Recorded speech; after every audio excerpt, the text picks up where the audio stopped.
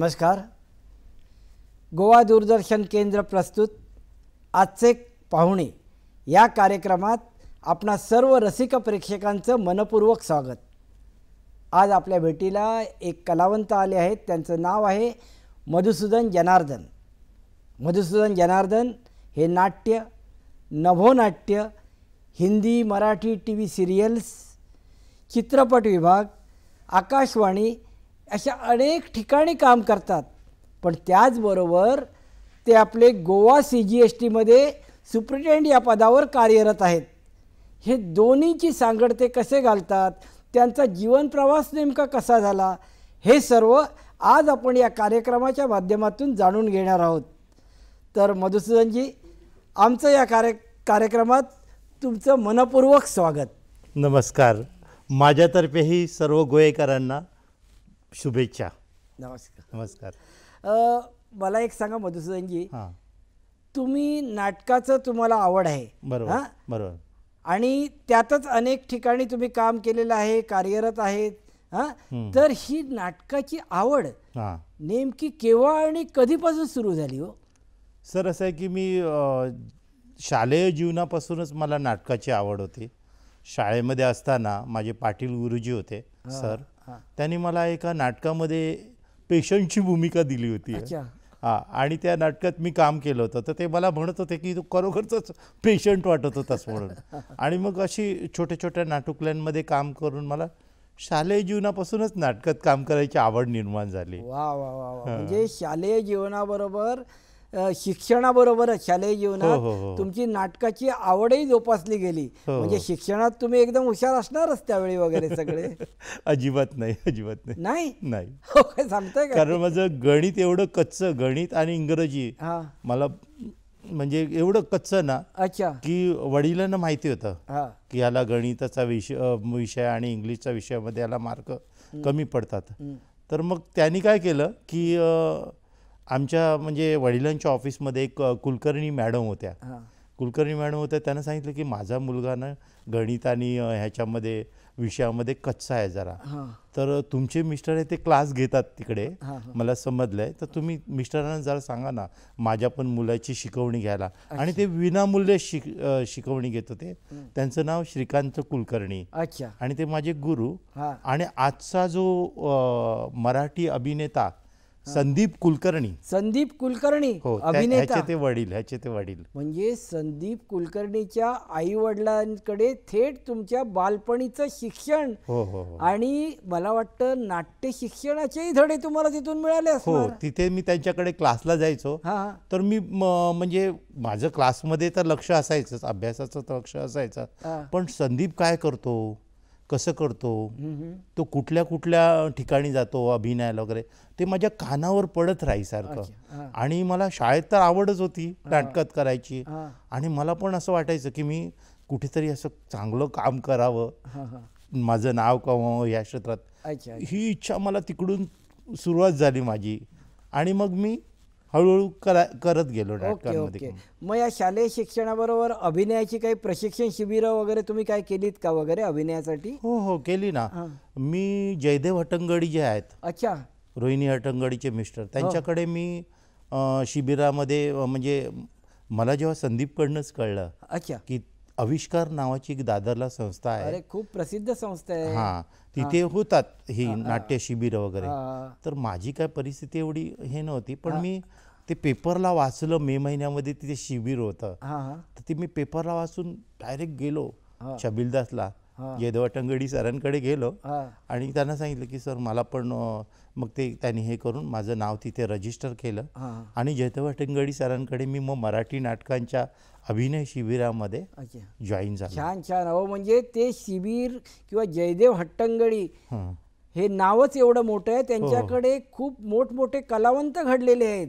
मला वाटतं तुमच्या बरोबर बऱ्याच लोकांनी प्रशिक्षण घेतलं असणार तिथे. हो, मोठे मोठे नामचीन अजित बुरे, मिलिंद गुणाजी, अजित भगत, किशोर कदम, संदीप कुलकर्णी, असे बरेच दिग्गज कलाकार तिकडे यायचे अभिनय शिबिरात. इला अरुण मॅडम यायच्या. आणि काय झालं की माझं नाव आडनाव जे आहे ना सर, ते माझं मधुसूदन जनार्दन मर्तल. मरतल. हा मरतल. मी कसाल कुडाळचा ना, कोकणातलाच, मी कोकण रत्नच आहे मी पण.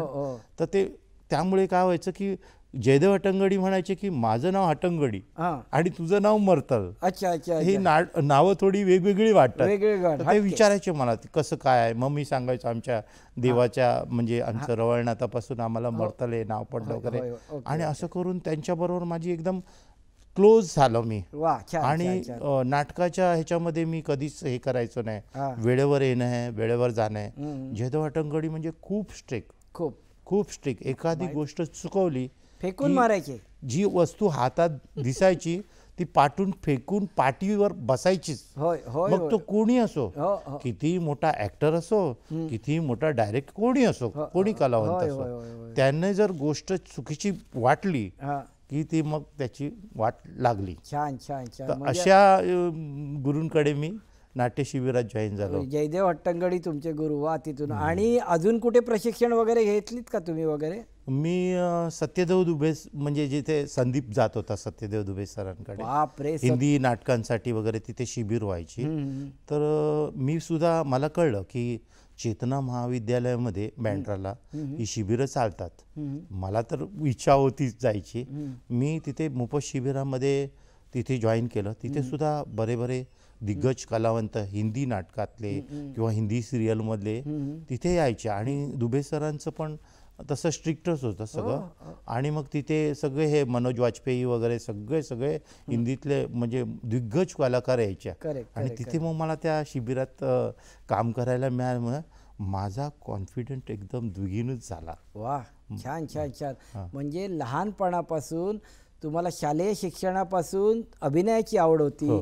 अभिनयाची आवड असतानाही केवळ शिक्षणात थोडंसं कमी होतं म्हणून तुम्हाला नियतीने बघा एका चांगल्या घराण्याकडे पाठवलं. बरोबर. तिथे तुमचं शिक्षणाबरोबर अभिनयाच्या शिक्षणाची जडणघडण होत गेली. अगदी बरोबर. ते छान संस्कार संदीप कुलकर्णी प्रमाणे तुम्हालाही मिळाले आणि त्याचा पुढील जीवनात तुमच्या फायदा झालेला आहे. हो. ही गोष्ट माझ्या वडिलांमुळेच मला साध्य झाली. कारण माझे वडील म्हणजे एकदम सामान्य नोकरी करत होते. त्यांच्या आई बरोबर त्यांचे चांगले संबंध होते आणि मग हा योगायोग घडून आला. त्यामुळे मग हे शालेय शिक्षणानंतर कॉलेजमध्ये वगैरे काय हा अभिनयाचा प्रवास चालू राहिला की नाही तुमचा? सर मी कसालचा मर्तलवाडी बालमवाडी हे आमचं गाव. मुळातच घरची गरीब परिस्थिती. वडील सामान्य नोकरी करायचे, बऱ्यापैकी ठीक होतं. म्हणजे एवढं काही मोठी नोकरी नव्हती वडिलांकडे. आई माझी भाजी वगैरे विकायची. मांडुपला अळू वगैरे असतात ती भाजी विकायची. कधी कधी मलाही जावं लागायचं तिथे. मीही तिथे बसलेलो आहे. भांडूपमधल्या LBS रोडमध्ये माझ्या आईची कुठे जागा आहे, म्हणजे एवढी अशी परिस्थिती होती. त्यामुळे काय व्हायचं की मला दिवसाच्या शाळेमध्ये पण जाता आलं नाही, दिवसाच्या महाविद्यालयात पण जाता आलं नाही. मग मी रात्र ह्याच्यामध्ये महाविद्यालयामध्ये वगैरे जाऊ लागलो. भांडूप नाईट ज्युनियर कॉलेजमध्ये मला ॲडमिशन मिळालं तिथे. मग त्या नाईट कॉलेजमध्ये पण मी नाटकाच्या त्यांचे ज्या कॉम्पिटिशन्स वगैरे असतात त्याच्यामध्ये मी काम करू लागलो. सर छान छान छान. म्हणजे हलाखीची परिस्थिती असतानाही तुम्ही केवळ आवड, उपजत आवड असल्यामुळे नाट्य शिक्षण किंवा त्याचा प्रवास म्हणता येईल तो चालू ठेवला. बरोबर आहे. मला वाटतं तुम्ही नाटकात काम केलं आहे त्याप्रमाणे मग नंतर हे झाल्यानंतर तुम्ही नोकरी कुठे केली? CGST मध्ये? हो, सेंट्रल GST म्हणजे आत्ताच CGST आहे. पूर्वी ते सेंट्रल एक्साइज आणि कस्टम डिपार्टमेंट. अच्छा. चर्चगेटच्या ऑफिसमध्ये मला नोकरी मिळाली. लिपिक पदावर होतो सर मी. तर तिथे मी जॉईन केलं लिपिक पदावर. आणि म्हणजे घरची परिस्थिती बेता मला नोकरी करणं आवश्यक होतं. तिथे मग तुम्हाला नाटकासाठी प्रोत्साहन वगैरे मिळालं की नाही नोकरीमध्ये? हो. सेंट्रल गव्हर्नमेंटच्या ज्या कॉम्पिटिशन व्हायच्या, म्हणजे एकांकिका कॉम्पिटिशन व्हायच्या, तर त्याचा एक वर्षभरात त्यांच्या कॉम्पिटिशनच्या स्पर्धा व्हायच्या. त्या ज्या रेव्हेन्यू कल्चरल मीट असा प्रोग्राम व्हायचा त्याच्यात बरेचसे सेंट्रल गव्हर्नमेंटचे कलाकार वगैरे भाग घ्यायचे आणि मग त्याच्यात त्यांना बक्षीस वगैरे मिळायची. तर मी जेव्हा म्हणजे माझ्या ऑफिसमधले एक सहकारी आहेत हरीश तपलियाल म्हणून, ते त्यांचं म्हणजे माझ्या ह्याच्यामध्ये फार मोठा सहभाग आहे. त्यांनी मला खूप मदत केली त्याच्यासाठी. आणि ते म्हणाले की मी ह्याच्यात हिंदी नाटकं वगैरे प्रस्तुत करतो, एकांकिका वगैरे. ते स्वतः लेखक होते आणि दिग्दर्शन पण करायचे ते. तर ते म्हणाले की मला की माझ्या एकांकिकात एक सारे जहां से अच्छा एक नाटक आम्ही एकांकिका करतोय, तर तू पण कर ना रोल त्याच्यामध्ये. तर मी म्हटलं हो मी तयार आहे, मला करायचंच आहे हिंदीमध्ये पण. तर मग त्याने मला सांगितलं की तुला काय एवढा मोठा रोल नाही आहे सुरुवातीला. मी म्हटलं काय रोल असेल, मी करायला तयार आहे म्हटलं. तर मला एक छोटासा रोल होता. त्यांनी सांगितलं की तुझा जो प्रथम रोल आहे तो ऑडियन्समधनं, अच्छा, तुझा एंट्री होते आणि समोर एक नेता आहे स्टेजवर, तो लोकांना फसवतो, आश्वासनं वगैरे देतो आणि त्याला तू हे करतोस, काय फसवतोस वगैरे, कशाला फसवतोस, का खोटं बोलतोस, असं का करतोस तू जनतेबरोबर, असे ते डायलॉग होते. आणि ते डायलॉग मी म्हणजे नाटकामध्ये घेतले आणि त्याचा जो सांगता समारंभ असतो शेवटी प्राइज डिस्ट्रीब्युशन असतं, तो बघण्यासाठी दिलीप कुमार साहेब आले होते, जे आपले हिंदीचे कनिष्ठ म्हणजे एकदमच सगळ्यात मोठे कलावंत दिलीप कुमार साहेब, प्रख्यात नट Dilip Kumar sir. Yes yes yes. तर ते आले होते आणि त्यांचं ते 2 मिनिटं आमच्या प्रोग्राम विषयी काय बोलायचं, समारोपाचं भाषण असतं, त्याच्यात त्यांना ते बोलते झाले आणि म्हणाले की जो कॅरेक्टर ऑडियन्समधनं आला, त्यांनी डायलॉग घेतले, त्याची ॲक्टिंग, त्याचा आवाज, म्हणजे 2 मिनिटाचं ते कॅरेक्टर होतं, पण एकदम उत्कृष्ट त्याने काम केलं. हे जेव्हा तेव्हा ते म्हणाले, मला इतकं म्हणजे भरभरून आलं. मी म्हटलं की अरे एवढंसा रोल आणि त्याच्यासाठी एवढं मोठं ॲप्रिशिएशन. रोल छोटा किंवा मोठा नसतो, बरोबर, जाणकार समोरचा असतो, तो एका वाक्यावरूनही नटाची परीक्षा करत असतो. बरोबर. आणि मला वाटतं एवढ्या सगळ्या कॉम्पिटिशनमध्ये, एवढ्या सगळ्या कलाकारांच्या मध्ये तुमच्या कामाचा उल्लेख केला, ही तुमच्या कामाची खरी पावती होती, खरी आणि मोठी पावती होती. मोठी पावती एका ज्येष्ठ नटानं एका छोट्या होतकरू नटाला दिलेली ही खरी पावती होती. आणि त्यानंतर मग मी डिपार्टमेंटच्या बऱ्याच नाटकामध्ये, ह्या एकांकिकामध्ये, हिंदी एकांकिकामध्ये काम करत गेलो. सेंट्रल रेव्हेन्यूच्या जे कॉम्पिटिशन होते त्याच्यामध्ये मला 3 वेळा बेस्ट ॲक्टर हिंदी नाटकात, मेल मी एकटा बेस्ट ॲक्टर 3 वेळा घेतलाय मी. आणि त्याच्यात विविध प्रकारचे म्हणजे विविध नाटकांमध्ये मी वेगवेगळे रोल केले, डिफरंट रोल केले. अशा प्रकारे मला नाटकामध्ये काम करायला संधी मिळाली. आणि मला वाटतं तुम्ही आकाशवाणी केंद्र आणि दूरदर्शन वगैरे ह्यासाठी कामं केलेली आहेत, त्याबद्दल काही सांगा ना आम्हाला. हो, आकाशवाणीमध्ये माझं म्हणजे ऑफिसमध्ये ना एक शिपाई होता आमच्याकडे, म्हणजे साधा शिपाई. त्याच्याशी बोलता बोलता तो कधीतरी मी गाणी वगैरे म्हणायचो ऑफिसमध्ये, कोणाचा सेंड ऑफ वगैरे असला की गाणी म्हणायचो. तो म्हणाला सर आपला इथं आवाज बहुत अच्छा लगता है मेरे को, एकदा जाऊन तुम्ही तिथे ऑडिशन द्या, ओके, तुम्ही सिलेक्ट झाला तर तुमच्यासाठीच चांगलं आहे. तर आपले चंद्रकांत बर्वे सर होते तिथे. अच्छा. हो, चंद्रकांत बर्वे सर होते, म्हणजे दूरदर्शनचे चंद्रकांत, पणजी दूरदर्शनचे इंचार्ज चंद्रकांत बर्वे सर. हो, तिथे होते. त्यांच्याकडे मी गेलो, फॉर्म वगैरे भरला माझा, मनी ऑर्डरनी मला पत्र आलं की तुम्ही ऑडिशनला या म्हणून. अच्छा. ऑडिशनला गेलो, तिथे सुद्धा 30-40 दिग्गज कलावंत ऑडिशनला आलेले. 2 दिवसामध्ये आमच्या ऑडिशनच चालू होत्या. त्याच्यामध्ये 3च लोक सिलेक्ट झालो आम्ही, म्हणजे 30-40 लोकांमध्ये 3च लोक सिलेक्ट झालो. परीक्षक कोण होते? म्हणजे परीक्षक गोव्याचे आपले दिग्दर्शक आणि लेखक मोहनदास सुक्तनकर. अच्छा. आणि करुणा देव. वा, एकदम परीक्षकही दिग्गज होते. तर त्यांनी सांगितलं मधुसूदन तुझं झालेलं आहे, तुला B+ अच्छा आकाशवाणीची ही ग्रेड तुला मिळाले. त्याच्याबरोबर पुढच्याच महिन्यामध्ये तुला निर्णय अनिर्णय नावाचं रेकॉर्डिंग करायचं आहे, नभोनाट्य. आणि ती माझी प्रोफेशनलची पहिली सुरुवात त्या नाटकापासून. छान छान छान. म्हणजे तुम्ही तिथे ऑडिशन दिली, 30-40 कलाकारांमधून केवळ 3 कलाकार त्याने निवडले, त्यात तुमची निवड केली आणि लगेच कामाला सुरुवातही झाली. म्हणजे खूपच काम केलं असेल तुम्ही तिथे आकाशवाणीसाठी. भरपूर, म्हणजे मला तरी वाटतं की मी हजारो रेकॉर्डिंग केल्या आहेत आकाशवाणीच्या. काय सांगता? हो.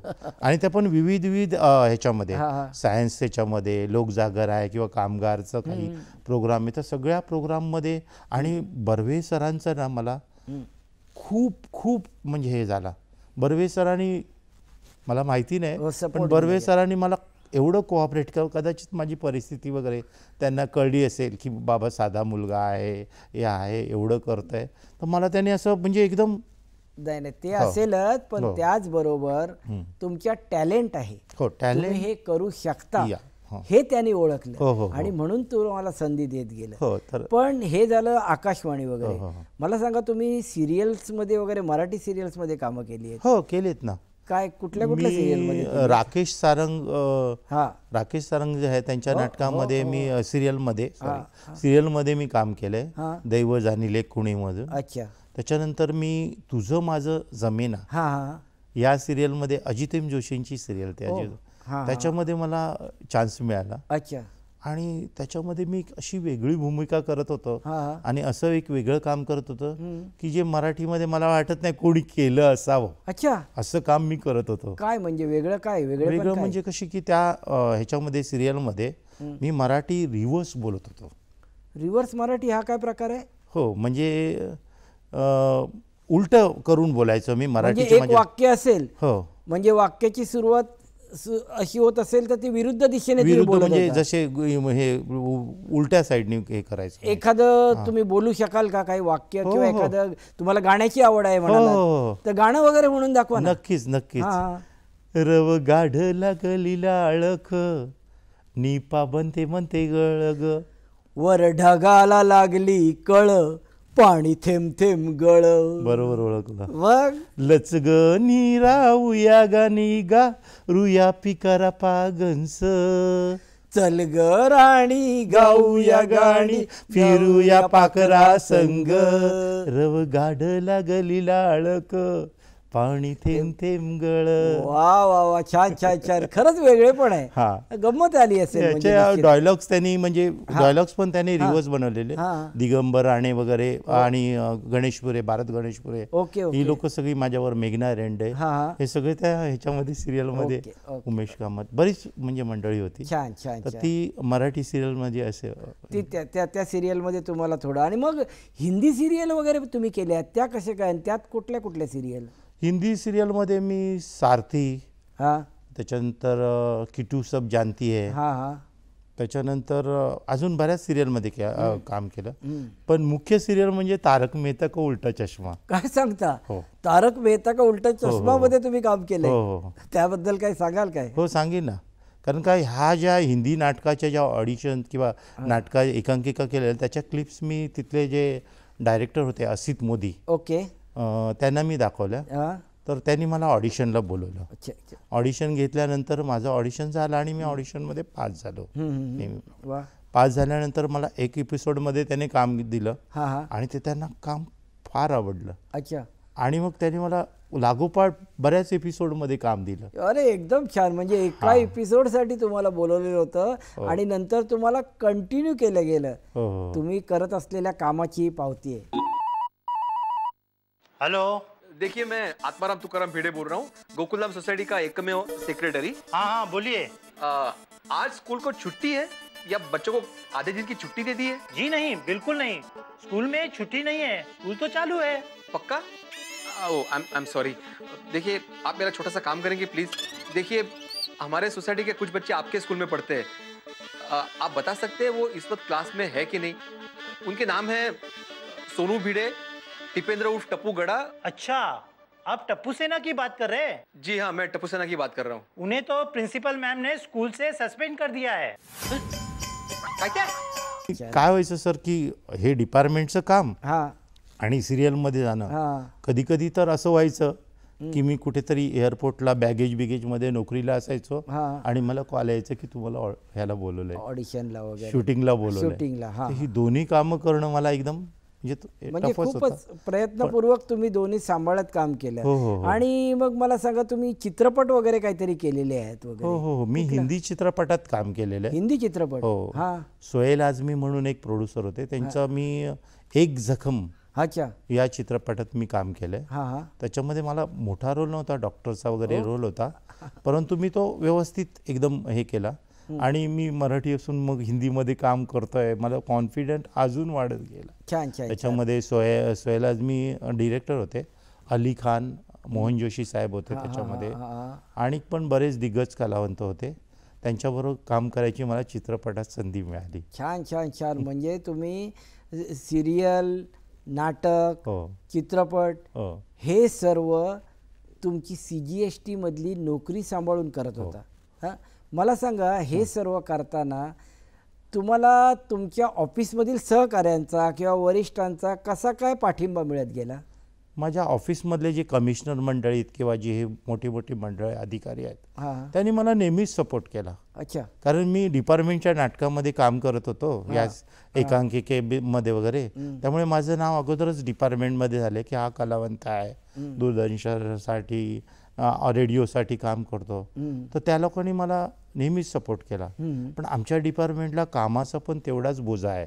तर ते मला म्हणायचे की जेव्हा महत्त्वाचं काम असेल तर ते सोडून तू मला म्हणजे दुसरीकडे कधी हे करायचं नाही, तुझं काम कर आणि नंतर मग तू हेही काम कर, आमचं काही तुझा हे नाही, आणि सपोर्टच करायचे ते मला. म्हणजे माझ्या डिपार्टमेंटने सेंट्रल एक्साइज कस्टम्स आणि CGST गोवा ह्या लोकांनी मला नेहमीच सहकार्यच केलंय. छान. आणि माझ्या इतर मित्रांनी पण, कलिग लोकांनी पण सहकार्यच केलंय. छानच. तसं काही ह्या सर्व का तुझ्या वाटचालीला डिपार्टमेंटचा पाठिंबा होता, तिथून सहकार्यच होतं. पण हे सगळं करत असताना म्हणजे सिरियल्स, ऑफिसचं काम हे सगळं करत असताना निश्चितपणे आपल्या घराकडे आपलं थोडं दुर्लक्ष होत असतं. बरोबर. तिथे आपण वेळ देऊ शकत नाही. बरोबर आहे. घरच्या मंडळींना. मग तिथून कसा काय प्रतिसाद होता तुझा? माझ्या घरी माझी जी बहीण होती, मोठी बहीण होती, ती लहानपणापासूनच म्हणायची कसली नाटकं वगैरे करतो, गपचूप अभ्यास कर. अच्छा. त्यामुळे तिचं तर मला एकदमच हे होता, विरोधच होता. पण नंतर मी कालांतराने नाटकात वगैरे काम करायला लागलो तर तिला कळलं की आपला भाऊ प्रोफेशनल वगैरे करतोय, नाव मिळालं, तर मग नंतर ती शांत झाली. पण माझी मिसेस जी आहे, माझी मिसेस आणि माझ्या 2 मुली सायली आणि सिद्धी, ह्या लोकांनी तर मला, मी मिसेसला अगोदरच सांगून ठेवलेलं की मी ह्या क्षेत्रामध्ये काम करणार, माझी नोकरी सांभाळून काम करणार. तर मग तिने मला सपोर्टच केला. अच्छा अच्छा अच्छा. म्हणजे घरूनही तुम्हाला पाठिंबा मिळत गेला. आणि त्यामुळे आतापर्यंतची वाटचाल तुमची एकदम सहज आणि सुलभ झालेली आहे. बरोबर. मला सांगा, तुम्ही आता माझ्या मते निवृत्तीच्या वाटेवर वगैरे? हां, म्हणजे आता CGST मधून निवृत्त होणार? हो, पणजीचं ऑफिस आहे पाटोपणजी गोवा, तिथे मी आता अधीक्षक म्हणून कार्यरत आहे. एक म्हणजे एखाद्या महिन्यामध्ये रिटायर होणार, सेवानिवृत्त होणार. ओके. मग पुढे ह्या क्षेत्रात काम करायचंय किंवा काही कसं काय योजना आहेत म्हणजे ह्याच्या पुढच्या? नक्कीच, कारण ह्या क्षेत्राची मला एवढी आवड आहे ना, त्यामुळे पुढे सुद्धा मी असं काहीतरी काम करायचं माझ्या मनामध्ये इच्छा आहे की कोकणी लोकांसाठी, म्हणजे सिंधुदुर्ग असो किंवा गोवा, जे होतकरू तरुण आहेत, ज्यांना असं वाटतं की आपल्याकडे काही आपल्याला सपोर्ट नाही कुठल्या गोष्टीचा, गरीब असो कोणी असो, कसाही असो, त्याला जर ह्या कलाक्षेत्राची आवड आहे तर अशा लोकांना घेऊन मी आणि माझे जे कलिग्स आहेत गोव्यातले त्यांना घेऊन मला एक सिरियल सुरू करायची आहे. अच्छा. हो. सिरियल प्रोड्यूस करणार आहात तुम्ही? वा वा. त्याची काय पूर्वतयारी वगैरे चालू केली आहे आतापासून की नंतर करणार आहे? ना सर, की तुम्हाला माहिती असेल की आपले जे एक सुप्रसिद्ध लेखक आहेत प्रवीण शांताराम, अरे मोठे लेखक आहेत, कोकणचेच आहेत. आणि ते त्यांनी एवा कोकण आपलाच असा हे नाटक केलेलं आहे. हो. मग त्या नाटकाला आता त्या सिरियलच्या स्वरूपात लिहून सिंधुदुर्गातल्या लोकांसाठी आणि ह्या कोकणी गोवेकरांसाठी त्यांचे जे, मी गोव्याला आलो ना सर, मी एवढा खुश झालो ह्या गोव्याच्या कल्चरल मध्ये की मला, म्हणजे खरं सांगू, मला कुठलंच काही हे नाही. किती वर्ष तुम्ही गोव्याला? 10 वर्ष मी सर गोव्यामध्ये CGST गोवामध्ये मी काम केलं. अच्छा. आणि इतके लोक मला प्रेम मिळालं इथे. त्यांची जी भाषा शैली आहे, त्यांचं जे जेवणाची पद्धत आहे, किंवा त्यांचं एक आदरातिथ्य करण्याचं, बाहेरून इथे बरेच गेस्ट येतात, ते म्हणतात बायलो असा, पण मला त्यांनी कधीच बायलो समजलं नाही. अच्छा. इथली भाषा वगैरे शिकलात का तुम्ही? हो, म्हाका हांव कोंकणी उलयता. कोंकणी उलयता? कोंकणी उलयता. तर मला ना ह्या लोकांचं फार प्रेम मिळालं आणि त्या लोकांसाठी काहीतरी करायचं म्हणून मी हे नक्कीच सुरू करणार आहे. हे आता सध्या पाईपलाईन मध्ये, पण हे होईल परमेश्वराची कृपा. जो एक हा छान मानस आहे किंवा तुम्ही जो हा छान विचार केलाय बरोबर आणि नुसता विचार नाही केलाय मधुसूदनजी, तर त्यासाठी तुम्ही त्याची बांधणी सुरू केलेली आहे. बरोबर हा बरोबर. तर तुमच्या या मनोदयासाठी किंवा सिरियलच्या निर्मितीसाठी मी आमच्या या गोवा दूरदर्शन केंद्रातर्फे तुम्हाला शुभेच्छा व्यक्त करतो. तुम्ही इथं आलात, तुमची जडणघडण लहानपणापासून कसं जडणघडण होत गेली त्याबद्दल माहिती आमच्या प्रेक्षकांना सांगितलीत, त्याबद्दल तुमचं मनपूर्वक आभार. धन्यवाद. माझं सुद्धा सर्व गोयेकरांना शुभेच्छा आणि त्यांचे सुद्धा मनपूर्वक आभार. आणि गोवा दूरदर्शननी मला ही संधी दिली, इथे माझी मुलाखत वगैरे झाली आणि लोकांना कळलं की मी काय करतोय, त्याबद्दल गोवा दूरदर्शन केंद्राचे मनपूर्वक आभार. धन्यवाद. धन्यवाद.